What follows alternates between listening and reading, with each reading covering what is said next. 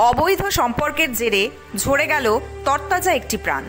অবৈধ সম্পর্কের জেরে প্রাণ হারাতে হলো এক যুবককে। শিংখুড়ে ঘরে ঢুকে তাকে হত্যা করা হয়েছে বলে অভিযোগ। চাঞ্চল্যকর এই ঘটনাটি ঘটেছে বুধবার রাতে কোচবিহার জেলার মেখলিগঞ্জ ব্লকের জামালদহ গ্রাম পঞ্চায়েত এলাকায়।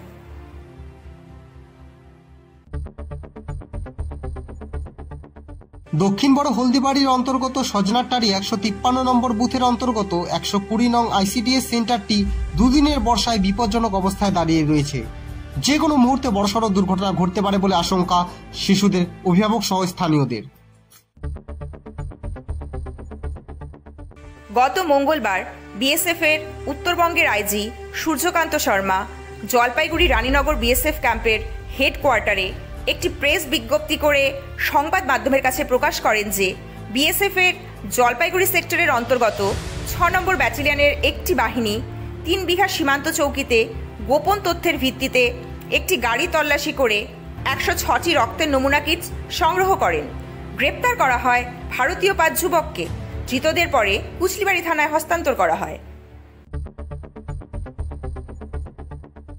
গাজার পর এবার ফেন্সি ডিল, আবারও বড়সড় সাফল্য শীতলকুচি থানার পুলিশের। বিশেষ সূত্রের ভিত্তিতে বৃহস্পতিবার সকাল 3 ঘন্টা তল্লাশিতে লালবাজার গ্রাম পঞ্চায়েতের অধীন মাসিয়া গ্রামের দিলদার মিয়ার বাড়ি থেকে উদ্ধার 2385 বোতল ফেন্সি ডিল।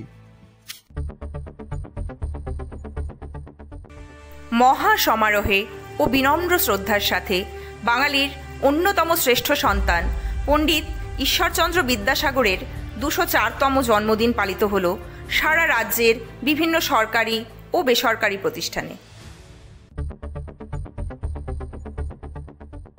আজ বৃহস্পতিবার মিডিয়া উইং ব্রহ্মাকুমারিসের পরিচালনায় ন্যাশনাল মিডিয়া কনফারেন্স 2024 অনুষ্ঠিত হল আনন্দ সরোবর আবু রোড, মাউন্ট আবুতে।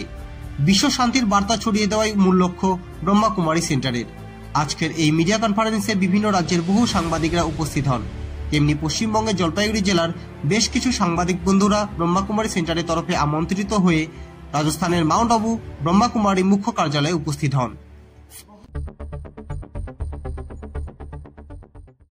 গাঁজা পাচার রুখতে বিরাট সাফল্য পেল জলপাইগুড়ি কোতোয়ালি থানার পুলিশ। গতকাল বুধবার বিপুল পরিমাণ গাঁজা সহ 2 জনকে গ্রেপ্তার করেছে জলপাইগুড়ি কোতোয়ালি থানার পুলিশ। ধৃতদের আজ জলপাইগুড়ি আদালতে তোলা হয়েছে। চলে আসছি খেলার খবরে। উত্তরবঙ্গ বিশ্ববিদ্যালয়ের অন্তর্গত আন্তঃ কলেজ খোখো প্রতিযোগিতা অনুষ্ঠিত হল সেন্ট জেভিয়ার্স কলেজে। ছেলেদের বিভাগে এদিন চ্যাম্পিয়ন হয় ফালাকাটা কলেজ ও রানার্স হয় ময়নাগুড়ি কলেজ। অন্যদিকে মেয়েদের বিভাগে চ্যাম্পিয়ন হয় আলিপুরদুয়ার মহিলা কলেজ ও রানার্স হয় ময়নাগুড়ি কলেজ।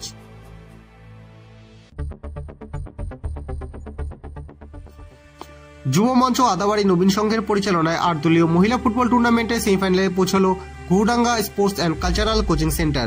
বৃহস্পতিবার আদাবাড়ি ফুটবল ময়দানে দ্বিতীয় কোয়ার্টার ফাইনাল খেলায় পরস্পর মুখোমুখি হয় Ghurdanga sports and cultural coaching centre বনাম মেখলিগঞ্জ এসএসএ। নির্ধারিত সময়ে Ghurdanga sports and cultural coaching centre 5-0 গোলে পরাজিত করে মেখলিগঞ্জ এসএসএ কে।